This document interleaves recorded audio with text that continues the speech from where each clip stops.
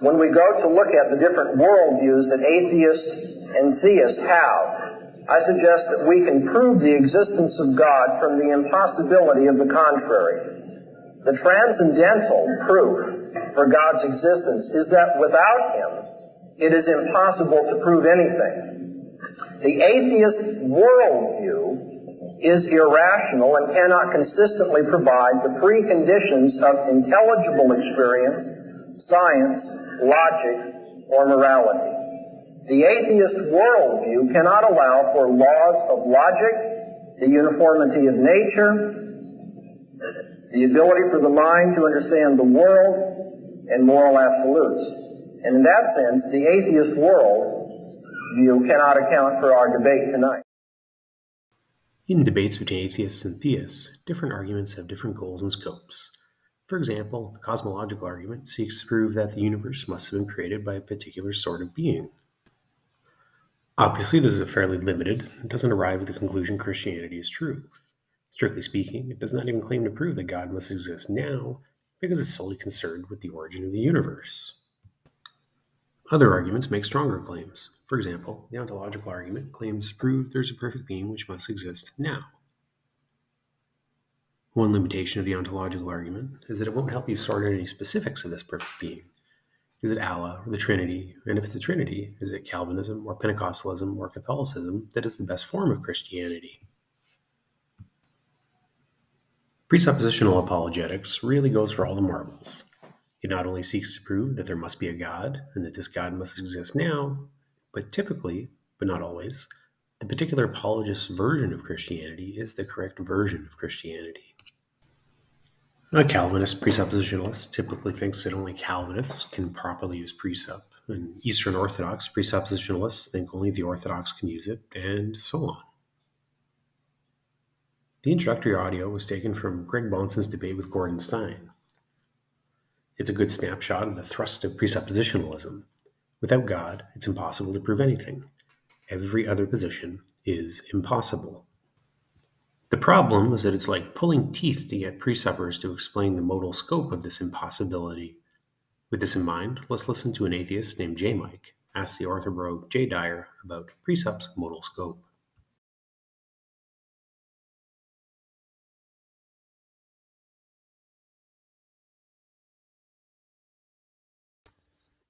J. Mike. Okay. Hey, how's it going? Yo. Hey, so you still hold the view that atheism or the non-existence of God entails a contradiction? Well, it entails a contradiction in terms of justification. What? In terms of justification for the proposition. So for the proposition God doesn't exist, you're saying you can make a derivation such that there's a proposition and its negation? No, that the statements can't be justified. You don't know what that means? Well, that's just, you think that something not being justificatory means that there's a contradiction? It could be, yeah. But necessarily? Again, it depends on how the person frames the argument. So if you're going to say that there is no God, then you're going to have to be able to justify the claim or how you know that. Yeah, but that's okay. So you're conceding then that the proposition God does not exist doesn't. You can't actually derive It a depends on how you're trying to make the argument or how you're what that entails. I just take when you say it depends that it doesn't necessarily entail a contradiction, or it doesn't entail a contradiction, right? I mean, presumably if it does, you could just tell me what the proposition and its negation are. Does language assume logic? I don't know what that question is satisfying my concern. Logic. Look, I was just asking you for the contradiction. Yeah, you don't want to go into. I predict you're gonna boot me, but if you could just give me the contradiction. Language assume logic. Why are you asking me a question when I'm asking you a question? It just sounds like you're dodging, like very clearly. Language assume logic. Why are you dodging? Yes, language assumes logic, and that's the flow of the argument. J. Mike zeroes in specifically on logical modality and asks if there's a contradiction entailed by the proposition God does not exist. Dyer's answer is that the contradiction takes place at a different level but I take this to be obfuscation, given the unwillingness to answer a simple no to J. Mike's question. No, the proposition God does not exist does not entail a logical contradiction. The next caller tries the same angle. Anyways, so Jay, what modal scope do you invoke when you say the triune God is necessary? What modal scope? Yeah, modal scope. This is like logic 101. There's logical, metaphysical, so on and so forth, necessity. Logical necessity would be no supposition prior to their proposition, therefore it's logically necessary and it cannot fail in any possible world. Metaphysical necessity would be suppositional, as in, for example, motion happening in the world, but in actuality, motion is happening. Denying it, it would be contradictory, absurd. But there's a possible world where motion doesn't even happen because there's nothing to move. That's correct. So what modal scope do you invoke when you ascribe the triune God with necessity? Any modality at all. Yeah, dude. So logical. Any modality at all. So, okay, so for something to be logically necessary, a proposition P is necessary if and only if its negation is impossible. So what would be the negation? I mean, what would be the contradiction in negating a triune God? That you wouldn't have a justification for logic itself. How does that follow? Because any proposition relies on logic. How does that follow? Because any proposition I can make the same assertion when I say I accept a 4-person God, 5-person God, 6-person God, and make the same assertion. You have to prove your assertions. Different metaphysics, so it's not the metaphysics. What do you mean different metaphysics? This has nothing to do with metaphysics. I'm speaking from a lot. This is modality 101. Nothing to do with metaphysics. So again, what is the logical contradiction in denying the Trinity? You can't justify logic at all. Why? Because the proposition that any argument you make assumes logic.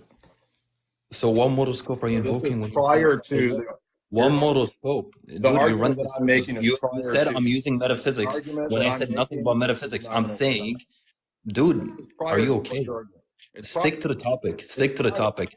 I said, what modal scope do you invoke? If you invoke logical necessity, its negation is impossible. Any modality is so. Hold on. You cannot just. I can, because I'm saying logic in any sense at all. It's prior to what you're arguing. It's important to keep in mind what we atheists are asking about here. Dyer might be making an interesting point in these clips. Personally, I am open to these sorts of transcendental concerns. But Dyer is being asked a specific yes-no question. Does the proposition, God does not exist, entail a contradiction? This next clip is from Dyer's debate with Detroyer. We'll begin with a portion of Dyer's opening statement.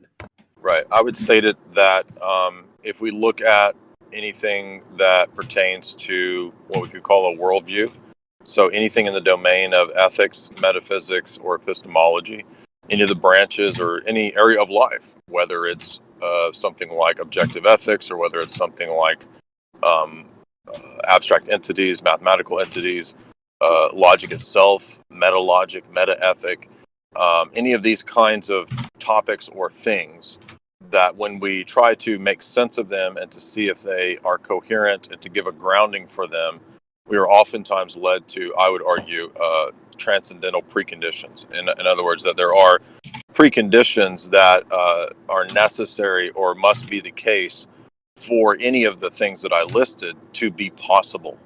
So we're saying that they are preconditions of possibility at all. And then my addendum to that is that when I look at all the various transcendental categories or presuppositions, and there are different types of transcendental arguments. People make different types of arguments. I'm making a very specific one. I'm going to say that when I list or look at all these different transcendental categories, such as the existence of an external world, such as the existence of a self that is coherent and retains memories and impressions and so forth over time, the space-time perception of an external world, induction, the objectivity of ethics, the invariant nature of immaterial objects like numbers or laws of logic. All of these types of things are absolutely necessary and oftentimes assume or necessarily correlate or imply one another. And so in that regard, I would say that you need a higher level, even higher order transcendental that encompasses and can ground all of the transcendentals themselves. So look at it in like a three-tiered way, to where we have the world in front of us, we have the perception of the world, we have experiences in the world, we have meaning for sentences and propositions and so forth. We use logic, etc. Grounding those, we need, I would argue, transcendental categories. And then when I have all these transcendental categories in sort of a bundle, grounding those, we need a personal God, and namely the Trinity that is found in Orthodox Christianity, because that argument, that theism is unique. So there's not another type of theism that can ground, for example, the problem of the one and the many, or that can ground the distinction between creator and creature, and yet at the same time, through the divine energies, have a relationship within, immanent in the created order, and yet at the same time not identical to it. It's the divine mind, for example, that grounds immaterial logical objects like numbers or laws of logic. And so therefore, I'm arguing for a form of divine conceptualism. I'm not arguing for Plato's divine conceptualism, but a form of it, which I would just say is the transcendental argument. So that is my version of the argument. So Jay's opening statement involves 3 steps. Step 1 is to say that we initially experience a world full of meaning and significance. Step 2 is to say that this experience has certain transcendental preconditions, such as the external world and a self that retains memories. Step 3 is to say that these transcendental conditions must necessarily be grounded in the Orthodox God. There's that word necessary again. Jay and Detroyer had a long conversation, and the gist of it is Detroyer questioning the move from step 2 to step 3. Let's listen to Detroyer drive his point home. Well, even if I grant that in an atheist materialist view it doesn't make sense, your claim is that in a non-Orthodox Christian view it doesn't make sense. Correct. And so, right. So I'm trying to understand, first of all, why someone has to... we can grant that a coherent worldview must suppose that these things are true. But why do we have to go any further than that? I mean, why can't someone suppose that they're true and they're just necessary truths, or that they're grounded some other way? I mean, how are these views not only false but incoherent? Because that would be ad hoc to just say that they're necessarily true and not give a justification for them. Right, but even if it's ad hoc, I mean, so what? That's not incoherence. Actually, ad hoc would be incoherent because it's not giving a justification. Not giving a justification is not absurdity. It's not a contradiction. It's just not giving a justification. Well, if you're coming, but we're engaged in a debate, an apologetic, and Sure. in debates and in apologetics, if you want to give a justification for something, then you can't be ad hoc. I mean, you can free will choose to be ad hoc, but that's not a good argument. The debate more or less stalls on this point, and Dyer eventually accuses Detroyer of being ad hoc and flees the discussion. As Detroyer points out, there's nothing logically contradictory about not moving from step 2 to step 3. The transcendental conditions can themselves be brute facts, as indeed they were for Kant. Dyer claims only the Orthodox God can ground the transcendental conditions which make up the second step in his line of reasoning, and Detroyer rightfully points out that there is no contradiction or incoherence in stopping at step 2. So, to recap, step 1 is meaning and experience, which are grounded in step 2's transcendental conditions. The phrase, the impossibility of the contrary, is meant to claim that you cannot have step 1 and 2 without step 3, the Christian God. Any attempts to have step 1 and 2 without God is impossible. The impossibility does not seem to be a logical one. Let's look at 3 attempts by Protestant apologists to move to step 3, Darth Dawkins, Matt Yester, and Eli Ayala. First up, and most entertainingly, is Matt Yester. So, why do all facts and intelligibility have to be grounded in the unembodied mind of the Christian God?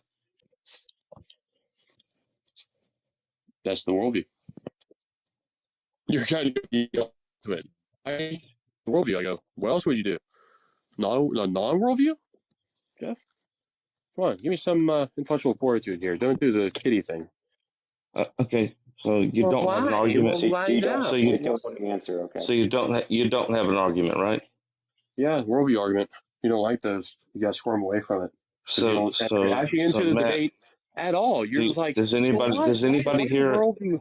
Why the worldview Johnny? thing? Are you gonna allow him to Why the worldview overtalk thing? and do this, You're going to Johnny? do the little scat As thing mod? tonight? Yeah. Hold on, guys. One at a time. Matt, let him have his say. I already answered your question, Jeff. What's your next question?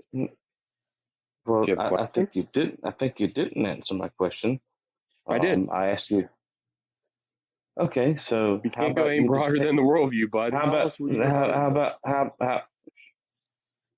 so Johnny? I don't know, man. Oh, you're talking to Johnny? Okay, you're done with talking to me? Yeah, but no, I would like to talk to you, Matt. But all you know how to do is you already did. What else? What's your next question, bud? All you know how to do is interrupt. Dude, huh? Buddy, dude. So you guys see what's you lost going the on dude here? thing before. Hey, buddy. Hey, dude. How's it going, man? Matt. Drop the act there. You drop the forward of the act Matt. every room you go into. Hey, Matt. Why do all facts and intelligibility? Hey, Matt. Are they intelligible? Hey, Matt. Why do all facts and are they intelligible? Facts? That's all you got? Yeah, they're all intelligible. You have is interrupting. Yeah, they are. All you have I is answered interruption. Your question. You just asked me a question. I answered it really quickly. All you have is interruption and over talking. I answered you. You asked the question. The best presuppositional apologist that the Christians in this room have to offer is Matt Yester to overtalk and not even attempt to have an honest conversation. Not even attempt to have an honest. Go ahead. Ask it again for the audience. Go ahead. Okay. Why do all facts and intelligibility have to be grounded in the unembodied mind of the Christian God? Go. He's the creator of all things. He's the transcendental. Just repeating the. You're just repeating the claim. But he's not. That's not the collective worldview at all. Excuse me? Matt. So why do all facts and intelligibility have to be grounded in the unembodied mind of the Christian God? So what I would expect to hear would be something like a premise and maybe a series of premises and a conclusion that would conclude with something that says like, therefore, all facts and intelligibility must be grounded in the unembodied mind of the Christian God, the Trinitarian God. If you don't have that view, then all facts don't. You know what my view is. So, yeah. So right. Oh, that's not your view. Right. So that's a presupposition. So right. So would you agree that if you start with the laws of logic, and you say that and you start with your conclusion that's not a good valid argument. So if you start with A and you're going to argue to A, but your conclusion ends with A, and you start with your first premise as A, that's not a valid argument, right? You would agree with that, right? Yeah, you stopping and bottlenecking the laws of logic, or I'm stopping the ontological God. Yeah, you'd be tanking out the pure abstraction there, which every single atheist I talked to today tanked out to that which is purely formal and abstract. You're in a world of hurt if you stop there. You don't account for laws of logic. Personally. So do you agree with this? Why do all facts and intelligibility have to be grounded in the Christian principle? That principle for understanding all theorems is the Christian worldview. Yeah, so why do all facts and intelligibility have to be grounded in? Yeah, so why do all facts and intelligibility have to be grounded in the unembodied mind of the Christian God? Because we have the capital for that. So why do all facts and intelligibility have to be grounded in the unembodied mind of the Christian God, Matt? Because we have the capital for it. It's the only worldview that does. Why do all? That's the claim. So you're repeating the claim. You're repeating the claim. You're literally repeating the claim. No, it's not a claim. It's an answer.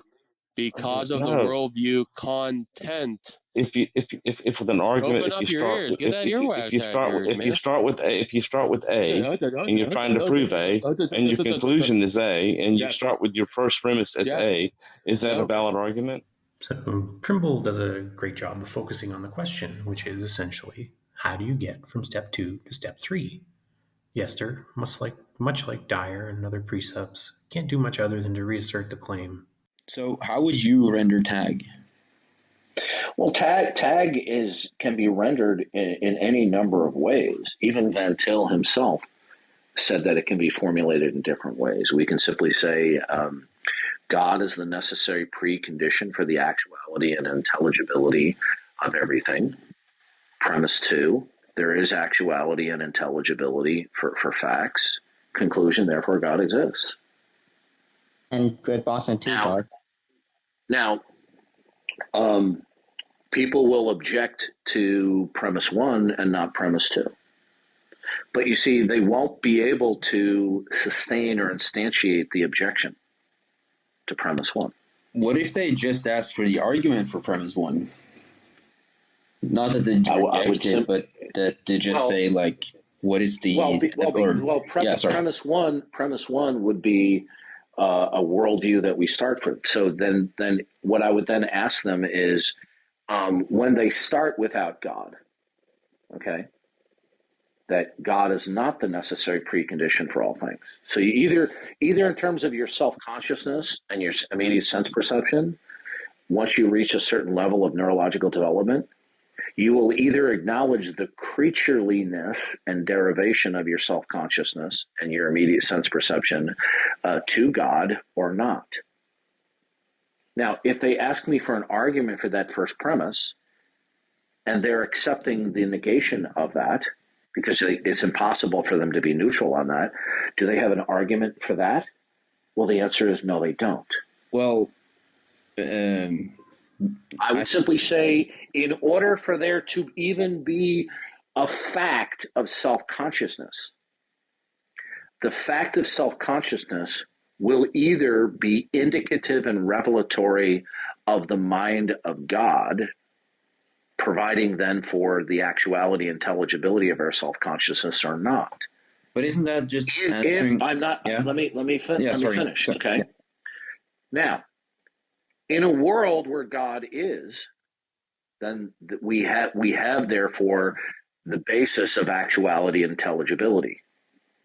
If one refuses to accept that, then there is no rationale for the rejection. It's just simply incoherency. And here Darth comes to it. Any position other than Christianity is incoherent, and we're left to assume that this is meant to mean that any position other than Christianity is logically contradictory. If you're wondering what that contradiction is, Darth isn't going to tell you. Next up, we have the tail end of a long discussion with Eli Ayala, once again focusing specifically on this question of modal scope. Just quickly on what the... Because here's the sort of inference that we'd be looking for, that I would be looking for, right? You say that and by the way, have some data. I'm going to interrupt you real quick. If you can speak slowly, I'm going to jot this down because I'm very much interested in making sure that if I'm saying something unclear, these kind of conversations actually help me clarify. And if there's something like a weakness on how I'm presenting it, I want to know that. So I do appreciate you guys pointing these out. So let me just, so inference. So okay, go ahead. I don't think the word transcendental is actually very appropriate here, so I'm just going to not use that. Here's a general form of the argument you're trying to make, which is what you just said a few seconds ago. Right? There's some data or some fact that we presumably agree to, X. Right? In this case, it could be that we have knowledge or that there's intelligibility, however we want to think exactly about that. Mm-hmm. And then you say, Y is the necessary precondition for X, or is at least a necessary precondition for X, where Y in your case is something like Christian theism, whatever exactly, something like that. At the very least, the existence of some God. And when I understand necessary precondition, that suggests to me that there's some strict logical entailment from the one to the latter. In other words, X entails Y. Necessarily, if X, then Y. Okay. Right? And what else does it mean for it to be a necessary precondition? You can't have one without the second, right? And if I'm looking for support for this conditional premise, this X is or Y is a necessary precondition for X, I'm going to look for a logical inference from the fact that X to the fact that Y. Right? So I'm going to have some inference, some chain of reasoning that starts with X and concludes with Y. If you could show that, just draw it out, some like logical proof, then you would demonstrate it. Okay, so can I make sure if I'm following you? So So if we say if we say y is the necessary precondition for x, like so if x is some data point like knowledge or logic or something like that, you're looking for the inference that it should be logically impossible to have x without y, right? Okay. Yes. Okay. And so, all right. I see. I think I know what you're talking about when you say inference. So you want a line of reasoning to show that y, for example, is in fact the necessary precondition for x. Yes, and importantly, the logical inference you can't be using other non-logical premises in your inference, because otherwise it wouldn't show that this is a logically necessary fact. So in other words, you have to start from this first premise, the certain claims characteristic of Christian theism, whatever. You could separate that into multiple premises if you want. Okay. And from that statement or set of statements, just applying standard rules of logic, inference rules of logic, you conclude, therefore, if we just go the other way, from the fact that we have knowledge or whatever, you can derive the characteristic claims of Christianity. So let's rephrase what Detroyer is saying in terms of J. Dyer's steps 1 and 2. Detroyer is saying that in order for step 3 to be necessary, steps 1 and 2 must entail 3. In order for experience and the conditions of experience to obtain, God must exist as the condition of the transcendental conditions of experience. And this must be so on pain of contradiction. So would okay, so getting back to what I forgot who I was talking to before. So would having a deductive argument in defense of the transcendental premise of my previous deductive argument, would that be helpful in seeing the line of connection? So for example, if I were to say, if knowledge is possible, the Christian worldview is true, and you're going to say, well, wait a minute, defend that. Would a secondary deductive argument in defense of the first premise help see the line of reasoning? Is that what you're saying? It's not just that it would help it, right? It's the point. The point is that the first premise, as I understand it, requires that there is such a chain of inference, or that you could in principle make, right? It's saying that there is this logical connection between these two things. It's necessary, logically speaking. So that means there is some logical connection between them. And for people like myself who don't accept that, there's a logical connection of that sort. Okay. Showing the connection is going to help me, right? If we don't have some reason to suspect that there is a connection like that, I don't see what the point in engaging this sort of argument is. Okay, I got you. Well, thank you. That's helpful. I'm going to go back to the drawing board and see if I can construct deductive connections, because a lot of my conversations that I have are pretty informal. So it's not that I'm laying out premises and things like that. So that would definitely be helpful. So I appreciate that. And that is more or less where it ends. I said at the beginning of this video that the presuppositionalist argument really goes for all the marbles. Its ambition and scope are extraordinary, but it pays for this ambition with fragility. It makes a strong claim of impossibility, but has no hope of actually showing this impossibility. Logic is a harsh mistress.